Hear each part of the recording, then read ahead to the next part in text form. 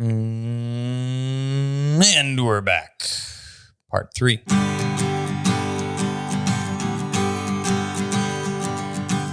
And we're going to answer questions starting right away because there are a lot of really good ones that I want to get to, and Ethan always cuts me off. So we got to get through all of these. Kind of like Mulan. Yeah, we just watched that. Baby. We just watched that. Sarah McCreelis.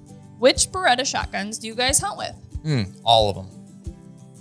Okay, so we don't hunt with all of them.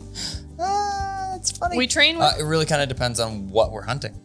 Yeah, and I was going to say, so we primarily train with the Beretta Silver Pigeons, 20 gauge, break open. I like to be able to have the shotgun balancing on my shoulder while I'm handling dogs and doing things. A little safer to be broke open. Yeah, otherwise you've got that semi-automatic that you can't balance, that you either have to lay down and then you want to make sure that it's for sure unloaded and unsafe. But it's a lot to handle. So that, as well as I do hunt with that gun as well, depending on what we're hunting. Yeah, I typically hunt the small upland game, the gentleman's bird. Quail? Yeah, I like to quail hunt and dove hunt with my over and under. Why? Don't know.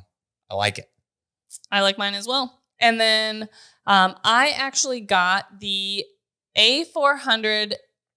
I got to remember. A400 Explore. I got that as a Christmas gift one year. Mm-hmm. And then Ethan confiscated it and turned it pink, which I gave him the approval to do. I asked real sweet. Yeah. So gave her the puppy eyes. Yep. So I was like, sure, but just remember that you're going to owe me a shotgun in the future. I actually got my Silver Pigeon as a push present.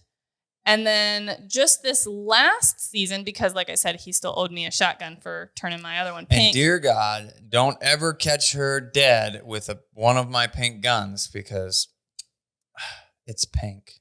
Yeah. And you're the guy with the pink gun. I'm not the girl with the pink gun. But then, yeah, it's not quite as weird. Yeah, no. And then this year we got up to South Dakota and I don't even know what I was planning on shooting. What did I think I had in my gun case? I don't know. You probably just planned on the fact that I was going to pack it for you and you didn't even think about bringing a gun. I don't even know what I thought I was going to be shooting. I don't know what I was thinking. You're probably like internally pouting about having to shoot your over and under. Maybe. I think I probably was because I had shot it on another trip. Yeah. Anyway, so we get up to South Dakota and we're getting guns out of their cases and wiping them down and making sure they're not getting super condensation on them. There we go. And I open up my shotgun case and there is a new shotgun sitting in there for me, the Beretta A400 XL, and it's blue. It's so pretty. Essentially what happened here is I surprised the heck out of her. And I did so by also the surprise was wearing a hole in my pocket. And I was like, how can I get this to happen now o'clock? It's like, hey, Kat, we just drove 2 states, so that means you got to wipe your shotgun down. And she's looking at me. I'm like, you want it to work or not? And she's like, fine. And goes and gets it and opens it up and was like, pretty much speechless. I was pretty surprised. It was a good one. It was a good one. I expect more surprises. Good. I expect more surprises like that in the future. Is that just guns specifically? Is that what you mean? I'll take anything. Well, not anything. I rephrase that. Anyway, next question from Nick Long. YAWA question. Hiya. Speaking of YAWA question, I love how you put that in there. Folks, we are pulling the questions for these videos from you on our YouTube channel. Throw them in the comments. If you have questions, you want answers, throw them in the comments below. Yeah, so check out YouTube. Hit the subscribe button. Turn on notifications. Then you won't miss any of these videos and answers. So, how do you work into multiple marks for your dogs? I have a 1.5-year-old Griff, and he will be retrieving one bumper and then has to go check out the other and has to decide which to bring back before returning. When it's just one mark, he does really well returning it to a heel and retrieving to hand, but how do I work on him returning straight to me and not going to check that second mark?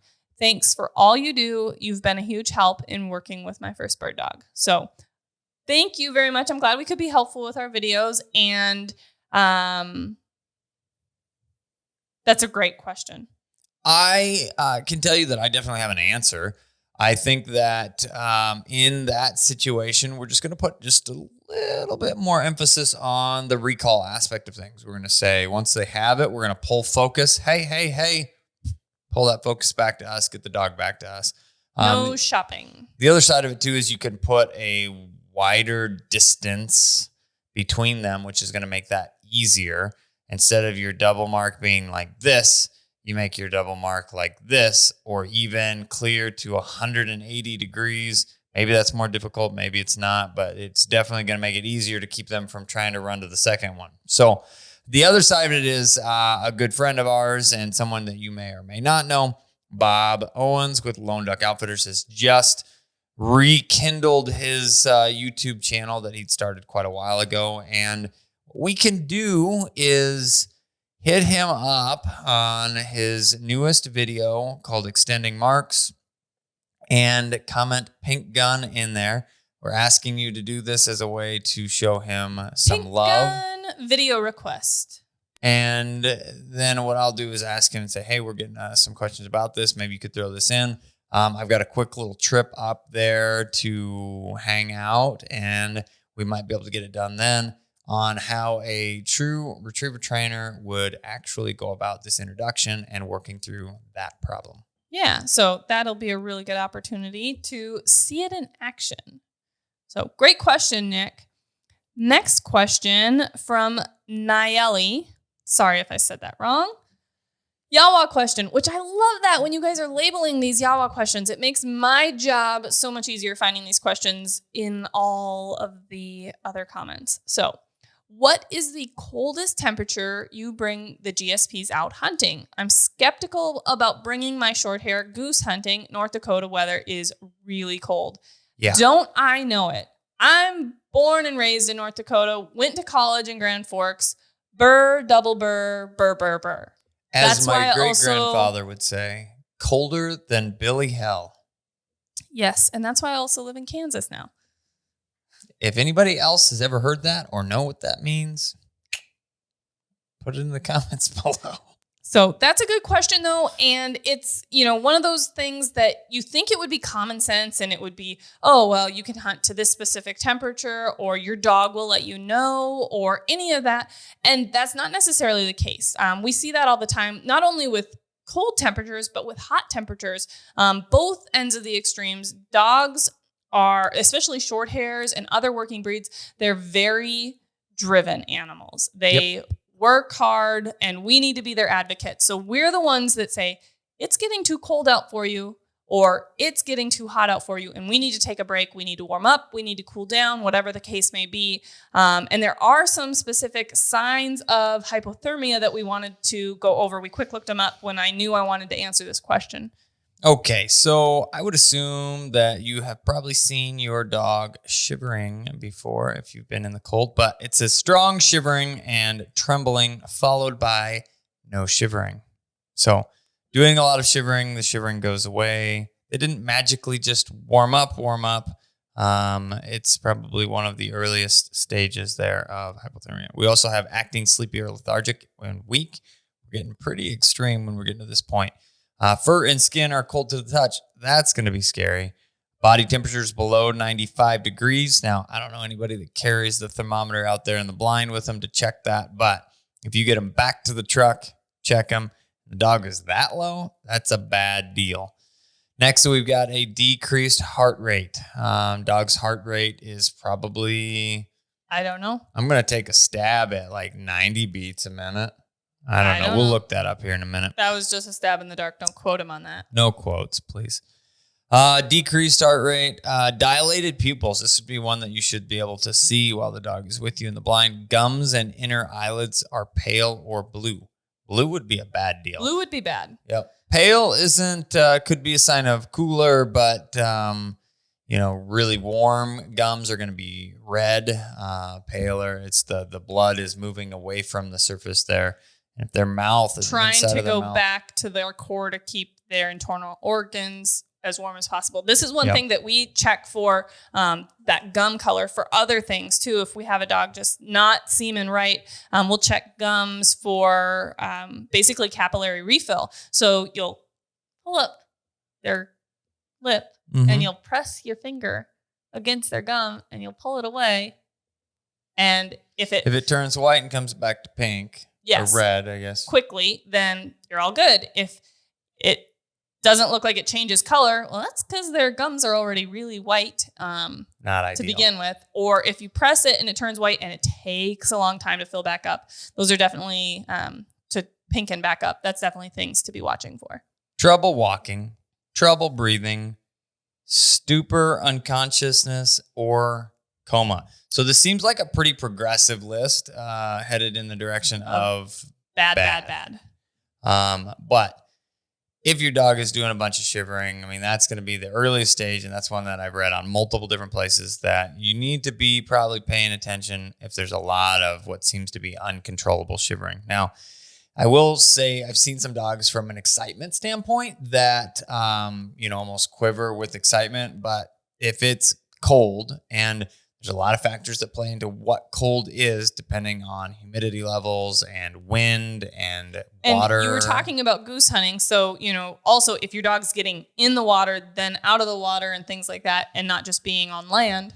If you're in a pit blind where they can warm up, or if you're in the water and they don't have a place to really get out of the water, it's going to make it pretty tough. So there's a lot of things to play into that. But ultimately, I would say if we're above zero, most of our short hairs do all right, but they're actively running and hunting. So if you're sitting still, you've got to take that in consideration as well. I can think of one time we were in South Dakota hunting, and it was the most brutal conditions that I have ever hunted in. Are you thinking of when I was there? Yeah. Okay, yeah. I got to go guiding with Ethan on one group, and it was my last group because I think I got hypothermia. I got frostbite. I feel like my toes were going to fall off in the bottom of my boots. When I would take a shower, I would have pins and needles and itching, and it was terrible. It was definitely the signs of frostbite. Yeah, the tips of my ears hurt for a very long time. So and are super sensitive now to even mild cold. Yeah, it can be, and it was really bad for a few years. Now it's kind of come out of it a little bit, but it still is the point where it's like 40 degrees outside and the tops of my ears start to hurt. So if you see me wear multiple stocking caps, don't judge, okay? But then it says the treatment for hypothermia in dogs. This I found more amusing, not in a ha-ha kind of way, but in an ironic or... in a way where it's like, really? You have to say that to so people? Step 1, remove your dog from the cold. Ding, ding, ding. Winner, winner. Yeah. Okay. If your dog's too cold, they need to warm up. We all could make the mistake of allowing our dogs to get too cold, but I think most of us understand that taking them out of the cold is the best thing for them to do if they're getting too cold. So, awesome question.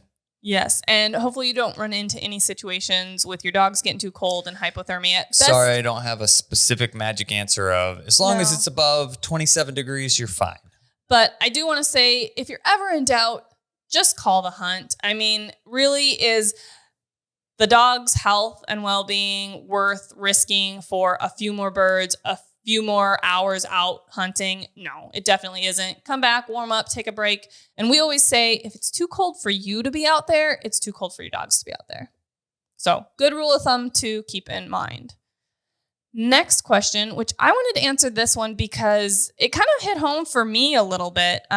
So from H. Jennings, hi, I'm actually here to try and overcome my own gun shyness. I am a naturally anxious... We're talking about the person? Yes. Okay. I am a naturally anxious person, but I have been around gun owners all my life and shot guns on several occasions throughout the years. It seems to be about the sound more than anything else. I know all of the basics as far as safety on and finger off the trigger until it's time to fire, and always keep the gun towards the ground and never towards people. So it's not that I'm afraid of the gun itself. Would maybe going to the range and exposing myself to the noise perhaps make me more comfortable with it? It always seemed like after the first few shots I took, the more comfortable I became and was able to focus more on lining up the sights. When I practice with a CO2 pistol, I have zero problems and I'm actually quite a good shot. So this I thought was a good question as well as an interesting question, and one that I don't think that people talk about all that often, honestly.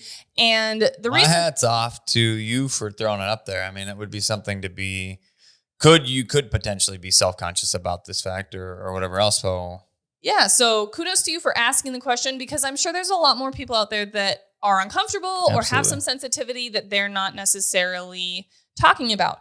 And the reason I wanted to bring it up is, so I have also been around guns and shooting and hunting my whole life, and I feel very comfortable shooting, whether we're hunting or just plinking in the backyard. But we went to a range, and that's why I wanted to bring this up. So we went to an indoor range because Ethan's mom actually wanted to try shooting a couple pistols because she was looking to get a concealed carry permit. And she's like, well, before I do that, I definitely need to feel comfortable and safe handling a pistol and knowing what kind of pistol I would be interested in concealing. Yep. Getting the opportunity to try a few different types, from revolvers to semi-automatics to different calibers and things like that. So we're like, yeah, we'll go to an indoor range and do that. So we were there in an indoor range, and you've got people shooting on this side of you, people shooting on this side of you, and this, and this, and this, and this. And you're wearing hearing protection, but I was having severe anxiety while we were in there.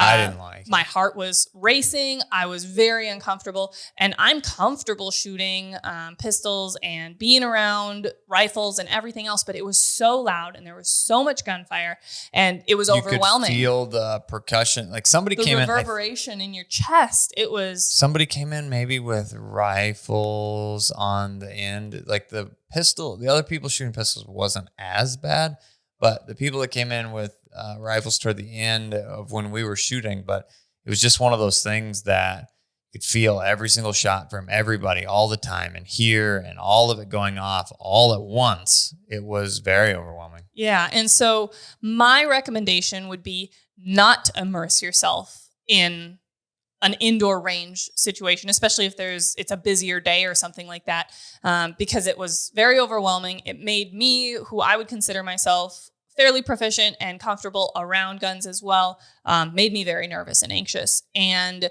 it sounds like, you've shot a little bit, and after a few shots, you kind of get into it. You feel more comfortable. You're not flinching. You're not, surprised by the shot almost. So I feel like you more need to just go out and shoot for yourself a little more frequently and kind of desensitize yourself that way. Shoot some clays or go to an outdoor range. Well, honestly, you may be able to make the same type of progression that we typically do with the dogs. And that would be start with warming yourself up with that CO2 pistol, right? Yeah. So you get comfortable pulling the trigger. You know that you're not flinching. You know that you feel comfortable with that. And then move up to something like a 22 rifle. That would be probably about as light of load and low of recoil and sound and all of those things that you could get. And then move up the ladder from that to, if you can get a hold of maybe a 410, that would be a really, and shoot the either 2.5 or 2 3/4. I believe they make them in 2.5. For the 410s, but shoot the lightest target loads that you can get. And then once you feel comfortable with that, a 28 would be the next step up, but sometimes the 28s can be harder to find, but move to a semi-automatic 20 gauge, which is going to cut down on the recoil aspect of things over a break open or a single shot type of gun. And then you could move. I mean, you don't need to move up from that point. I almost exclusively hunt with a 20 gauge. So that would be 100% fine. And making that progression for yourself may be what you need. Yeah. And also not just, today I shot the CO2 pistol, now I'm shooting the 22 rifle. The next day, almost like a momentum thing, I shot the CO2 pistol, feel comfortable, a little more in my element and feel the momentum of it, then moving straight into the rifle and seeing, gauging yourself and saying, I still felt a little anxious with that. You need some more desensitizing, if you will, before moving on to another caliber or another gauge of shotgun. As well as I was going to say going to a range and an open range, like outside. Yep. And maybe on a day that it's not very busy, or joining a club where you have access when it's not a bunch of club shooting, and you can go out there and just shoot some clays for yourself. Maybe you have a friend that could come and shoot with you, and you could take turns or shoot together and see how that kind of builds for you as well. Because part of like the dog side of things that we were talking about with gun sensitivity issues is we are also trying to find something that the dogs are really excited and pumped up about. And that's usually birds, or like we did a recent video that you'll be seeing soon with Thunder. We did one with Bumpers because he has a lot of retrieving desire. But finding something that, I don't want to say distracts you to make you do, unsafe things, but that you're thinking about and concentrating on, of almost like a little competition of shooting well, shooting a clay course or something that you're involved in and mentally thinking about, instead of just pulling the trigger and being prepared for that shot, if that makes sense. I like it. So that was a really good question, one that I really wanted to end on. So thank you guys for all of your awesome questions this week. It was amazing. It was really hard to pick some of them, and I wish we could have got to more. So if we weren't able to get to your questions this week, definitely check us out on Patreon, because that's a place you can get your questions answered on the daily. And we would love to help you out with those questions, even with some training sessions and things like that. Thanks, guys, for watching. I'm the guy with the pink gun. And I'm Kat, the dog trainer. And we're out of time for this week. We will see you in the next video.